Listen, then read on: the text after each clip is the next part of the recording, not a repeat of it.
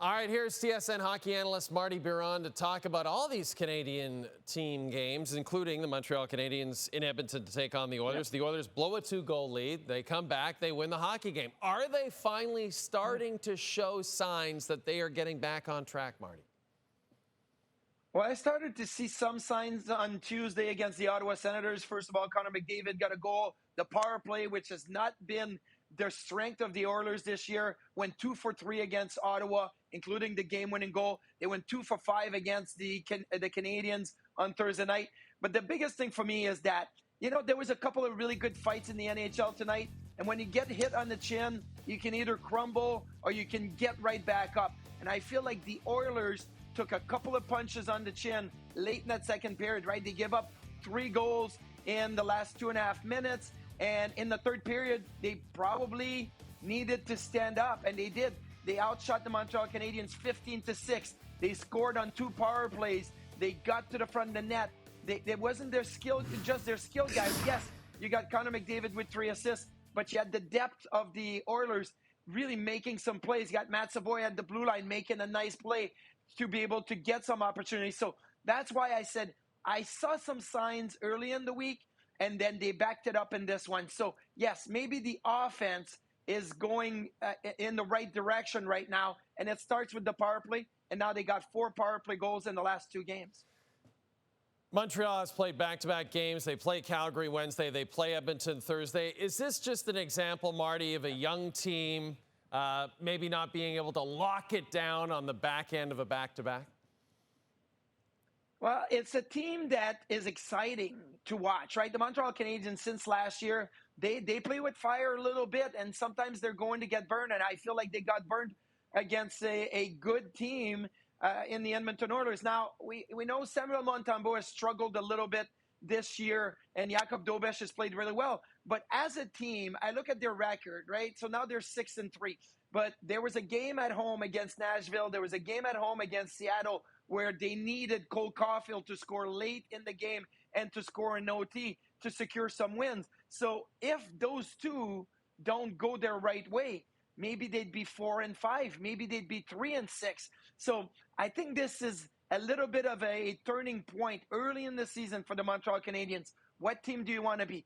Do you want to be one of the better team in the Atlantic Division? Or do you want a team that's just hanging on right now with a little bit of luck? So that is going to be interesting to see what they do in the next few days here, because it's a turning point for that team. The Jets were on such a run, Marty. You knew it had to end sometime. They get shut out by the Kraken. In fact, they've only scored 2 goals in their last 2 games against the Flames and Kraken. It's hard to really nitpick this team because they're a good team, but do you see something wrong about the Jets' offense right now? So we know that their offense isn't looking the same way they did last year. They're 4th in offense and goals scored last season in the NHL. They don't have Nick Ehlers. Lowry is hurt. Cole Perfetti is hurt, not playing. So you don't have the same offense. But the biggest thing for me is when I dug into the numbers, because I'm like, this team was scoring a lot of goals early on, and what's happening? But they are dead last, Jay, in high-danger chances in the National Hockey League. What does that mean? Is they're not getting to rebounds, they're not getting deflections, they're not around the crease at all. And you saw that in the game against Seattle. Like, they had some good looks, but it's all on the perimeter. And then they got, shots, and they're trying to see if maybe they can beat the goalie clean. Like, they didn't make life hard on Joey Daccord. And earlier in the week, they didn't make life hard on Dustin Wolf. And I think that's a problem for me. They're 29th in the league in expected goals. They've been overperforming when you look at the shooting percentage, but the quality of chances hasn't been there. So that's a problem for me. Their offense isn't as good as the number were early in the season. And then there's the Ottawa Senators who pick up that win over the Philadelphia Flyers. It wasn't looking good early on, Marty. They allow a goal just 30 seconds into the game. How'd they bounce back to win this one? Well, they played solid defense. And I look at their last game against the Oilers. They had only given up 2 goals in regulation. Yes, they lost in overtime, but they played better defensively. And in this one, they give up a goal in the first shot, and you're thinking, oh boy, and then they tighten it up defensively. They only gave up 22 shots on goal to the Flyers and only gave up 25 shots on goal to the Oilers on Tuesday night.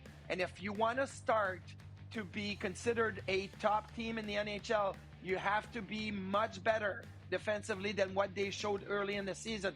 And that is why the Senators were able to come back in this game, because they shut it down defensively. They didn't give much to the Philadelphia Flyers.